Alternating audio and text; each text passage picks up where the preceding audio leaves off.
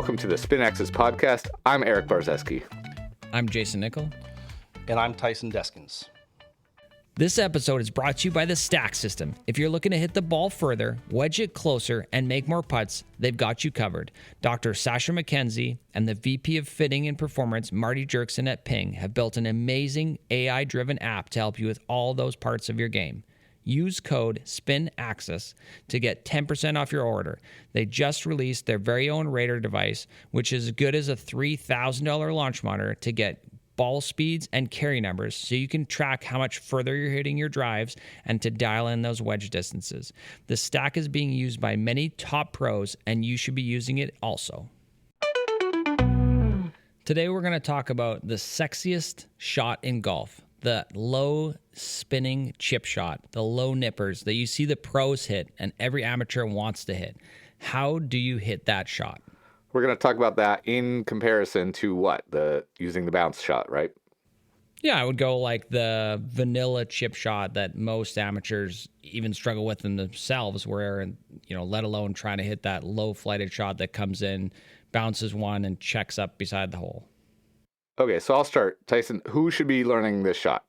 Yeah, I think I always try to have players be versatile in the short game. Every short game shot, in my opinion, should have its own strategy. But this low nipper is very technical and requires a lot of skill. And so I would say this is mainly for a better player sort of shot. But it's all going to depend on, does a player have good hands and good skill with where the club is hitting the ground? So let me push back on that a little bit, because like Joe Mayo would say that he teaches this shot to a lot of people to get steeper on it, to not be afraid of the ground, to not be afraid of kind of shaft lean and things like that. And he teaches that to 10 handicappers and stuff who have stunk at their wedges. It's not just Victor Hovland learning the shot, but it's bad golfers as well learning the shot. So what do you say to that? Does it require a lot of skill, or are we talking about two different kinds of things? Is he just teaching people to chip steeper and not necessarily hit the low flighted spinning wedge? I think if you teach people how to be a little steeper, this is more of a technique thing. And with Joe, he would say, this is very easy. This isn't very difficult. And a byproduct will be that the ball is going to come out lower. And if you can have good equipment on good conditions, you're also going to create more spin. Yeah, so I would 100% agree with both of you guys to some extent. And I would say, obviously, your beginner golfer doesn't need to even worry about this shot. They're just like, okay, can we make clean contact with this golf ball? And 100%, if you get a byproduct of getting your angle of attack down, and we know that spin loft is the difference between your angle of attack and your dynamic loft at impact. Well, how can we create that spinning chip shot? Well, we need to have a greater spin loft. If I remember right off the top of my head, it's somewhere around 55 to 60 is this like beautiful number where you can get some really good spin out of that ball. But if you can't control your low point, it doesn't matter if you're 57.5 and all of a sudden you bring in quarter inch of fat wet grass in between that ball and that club face. It's not gonna spin. Right. And I remember back to 15 years ago, 13, 12 years ago, something like that, when especially like Andrew Rice was talking about the spin loft mountain. I was talking about that. A few other, 10, 20, 100 of us were talking about the spin loft mountain, where up to about 55 degrees. And remember, spin loft is usually angle of attack and face angle, but if the face is open, the face is technically projecting, to the right or something like that for a righty. So spin loft can be a little bit more than the loft and the angle of attack. It can have a three-dimensional part to it because that triangle or that angle gets widened out a little bit when the face and path aren't kind of aligned. But Andrew was kind of finding out that 55 degrees was when you spin a wedge kind of the most at the time. It doesn't entirely have to do with the corners of the grooves. We knew that back then, and yet somehow we still had, and people were teaching low spinning shots, obviously, well before Joe did it, and Joe would be the first to say that, but Joe has recently popularized it or repopularized it. What are the commonalities, though? Because I certainly teach a lot of my beginner golfers who tend to tip back and do some other things trying to hit they're not trying to hit low spinners. They're just trying to hit a chip shot that doesn't fat it or thin it. But in tipping back, I still teach a lot of the same kinds of things. So I don't know that I see them as that different, just a stock beginner chip shot. I might set that person up with their weight a little bit more forward and it just kind of stays there. Whereas to hit the lower spinning shot, I might teach them to move that way, move forward, start 50-50, move forward even more on the downswing. What do you guys think of that? Do you teach your beginners the same kinds of basic techniques and principles to hit a basic chip shot? I would definitely say that I do, because I see the same thing with beginners.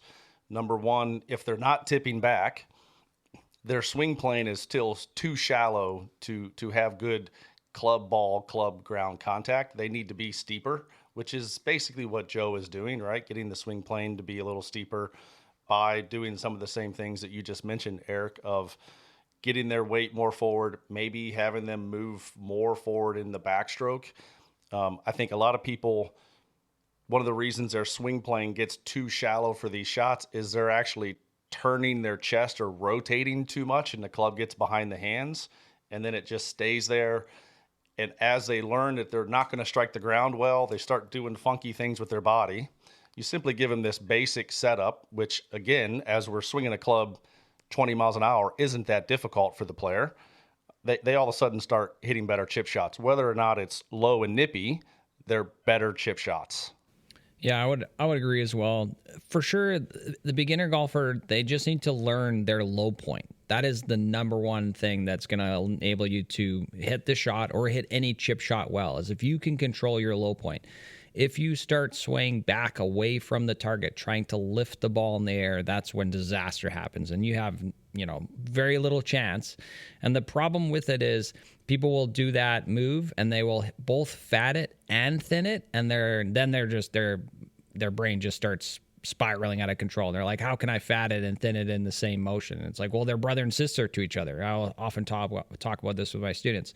Your goal is you want to get down and into that shot. You want to feel like you're going to move your low point in front of that golf ball. The amount of golfers that they've messaged me like, oh my God, you saved my short game because I got them to be more steep onto that golf ball it's unbelievable, the amount. I think maybe once out of 7 years now that I've been helping people with their short game, I've been like, oh, you need to be more shallow into that ball. Everyone else, okay, I need you to get like steep, get that shaft a little bit more vertical, feel like you're cutting down into that ground. And what I would say is the biggest thing that they're afraid of is hitting the ground. Jordan Spieth is one of my favorite chippers, and that dude literally takes divots, stabs the ground. And I can't remember what interview he was talking about. He's like, well, I don't care that I hit the ground after the ball is gone. It's already gone. So if you can be okay with hitting the ground, and Joe Mayo obviously talks about moving away from the ground. Jordan's like, well, I don't need to do that because my low point is fantastic. Now, again, going back into that, if you have really good low point control, I don't care if you stick it in the ground or you brush the ground, however you're going to do that, but you need to have your low point slightly in front of that golf ball, or maybe even a little bit further than you had ever imagined to strike the ball solidly. There's a really cool demonstration. I think it was Joe and Adam on Joe's Patreon page, and they were talking about how if you can get some forward shaft lean, you actually have more face to contact that ball. Well, guess what? If you have more face availability, you're going to strike the ball better. It's just common sense. Yeah, and I think some of that stuff gets overstated in this sense. I measured some of my flop shots, okay? Just super high flop shots. I was sitting 6 or 7 degrees down. Joe's looking for 10 to maybe 12. 6 to 12 is not a big difference. You could say it's twice as much. But when we're talking about angle of attack, it could be 1 up. I've seen people chip with 1 up or something like that. They're got to be very, very precise with that. But, I've seen it happen. 12 degrees is also 2 minutes on a clock. Okay, it's not ridiculously steep. It's not like you're hitting down 30 degrees or something like that. 30 degrees would be insane, but I'm just saying the difference between me hitting a super high flop shot, I'm still hitting down on the ball, okay? The club is laying back, the face is laying back a lot faster. The club head is passing the shaft a lot faster. I'm not raising up my center mass and pushing it forward and getting the club out of the ground that way. The club is getting out of the ground because it's laying back and passing the hands quickly. So when we talk about like how much steeper into the ball we are talking about and how much easier it is to hit the ball solidly, when we're talking about a 4 degree difference, it's not massive. I think one of the best things to come out of this is that I don't think people really measured short game shots before. Okay, before Joe started pushing this stuff. If we know that 55 degrees is the spin loft mountain, there is something to be said too for the fact that Tiger Woods is very good at hitting the high spinner, where he comes in at 2 or 3 or 4 degrees, still delivers 55 degrees of spin loft, but the ball takes off 6, 7 degrees higher because he's coming in 6, 7 degrees shallower, right? So the spin loft, the physics on the ball flight, the contact, the ball doesn't know which way is up or down until it's moving through the air and gravity's acting on it. But at contact, it doesn't care where up and down and left and right are. It's still spinning the same amount. It's still taking off at the same smash factor, which is a little bit lower because we're translating a lot of that clubhead speed into spin. You can hit the high spinner as well. Tougher shot to hit because you're not getting some of that benefit of being able to mislocate your low point a little bit. You are closer to the ground earlier because you are coming in shallower. But for years, a lot of people have taught the use the bounce shot. Is it a matter of, do you teach your beginners to use the leading edge with shaft lean? Or are we, because I've found that using the bounce is a more forgiving shot for a lot of people. It's still not necessarily easy to hit, but are we using the leading edge or are we using the bounce for beginners? I would definitely err onto the let's use the bounce as a seat belt more than how you should drive the swing. So for instance, everyone should be wearing their seat belts while they drive in the car, but you only use the seat belt for emergencies. We can use the bounce in an emergency because, well, you don't have perfect low point control and you're going to brush the ground. On the flip side of that, if I'm going to go my own devil advocate on there, one of my favorite short game guys is Deskins, if I pronounce that correctly, hopefully. He talks about the 4 different shots and how you can expose the bounce and hit into the turf to create a different parameters of how the ball is going to launch off the club face. But if we're going to go back into, what would be my preferred vanilla chip shot for most amateurs, is I'm trying to get them to clip that ball first. And if they're a little bit back behind the golf ball, that's where now if you have the proper bounce or grind that for the shot you're hitting, it saves you in that opportunity. Tyson, I'll ask you the same question, but at the same time, one of the things I think that's underrated in providing some forgiveness, even if you're using a little bit more leading edge or hitting down a little bit more, is kind of having the heel up off the ground and having the toe kind of down into the ground. Because even then, even if you're trying to hit the lower leading edge type shot, if the toe grabs a little bit fat, it kind of slides the heel side of the leading edge under the ball, and the ball comes out a little higher, a tiny bit more to the right, maybe a little bit shorter, but it still gets on the green and kind of goes up near the hole. And you might be 5 feet shorter than you were planning to be, but that can be a way to add forgiveness too. So are you a leading edge guy, or are you a teach the bounce guy, or do you have to be a certain skill level before you worry about kind of the use the bounce shots? I definitely do both for sure. The same thing. I think the thing that I'm looking at when I see, and I just had a guy the other day who I've worked with for a couple of years, and his golf swing has changed tremendously. And he hits 4 or 5 shots, and I'm like, dude, there's nothing for us to do here. This is as good as I've ever seen it. What are we doing? And he said, well, my short game is terrible. I can't chip. I can't putt. I'm like, well, sweet. That's what we're doing. So this guy proceeds to start hitting some little 10-yard chip shots, and his lead wrist is probably in 50 degrees of extension going through the ball, right? I mean, it is just buckled. And I sort of talked to him about just trying to sort of have the handle, the butt of the club, and the club head sort of arriving at the same time and not doing a bunch of sort of rotation around itself, which gives him the bounce, more of the bounce through the golf shot. Now, once he did that a few times and started to see the ball get up in the air, go to his target, not hit it 3 inches behind it, then we moved him forward. We had just a tiny bit of shaft lean, which the shaft lean makes the club head work down, right? So increases his angle of attack just a little bit. And so he's using a little bit more of the leading edge. So we sort of give him both versions. And once he gets comfortable with that, as you said, if you want to start to hit it a little higher, we start letting the club head pass the hands just a smidge through the strike. So I will absolutely give both options to people. I think the best short game players are the most adaptable. They can use sort of both versions.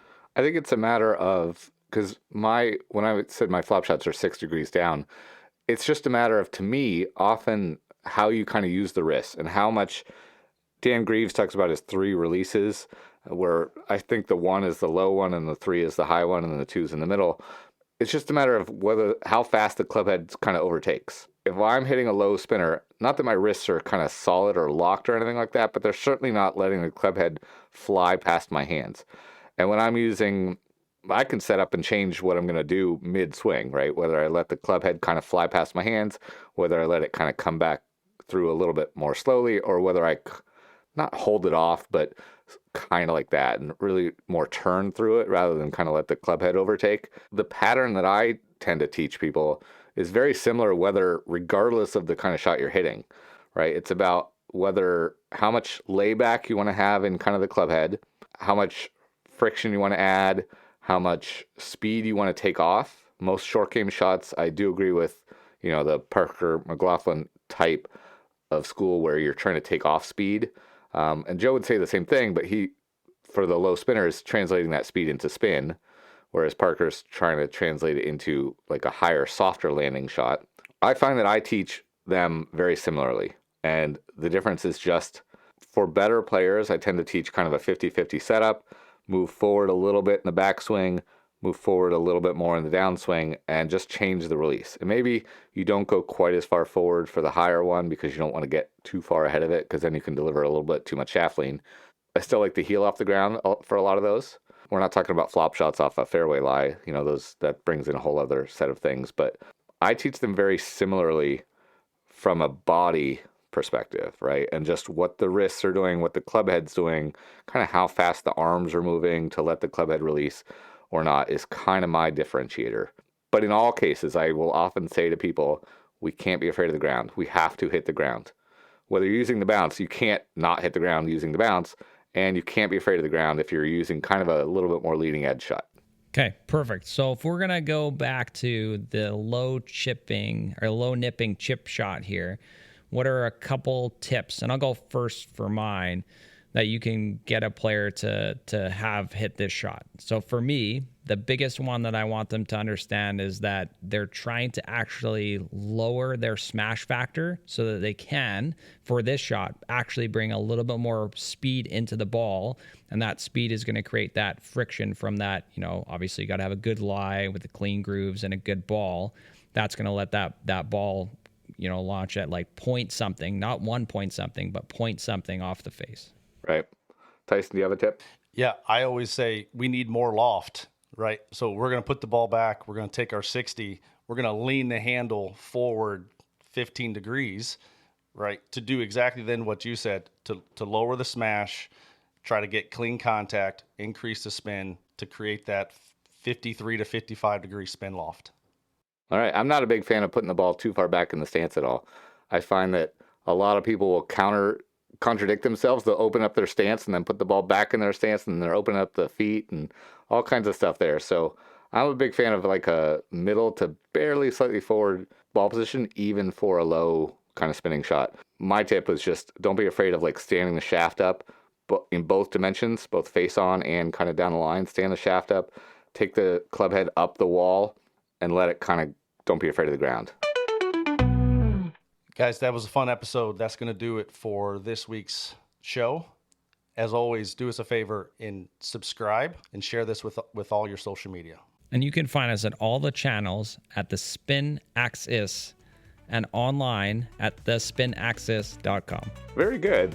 Thanks for listening.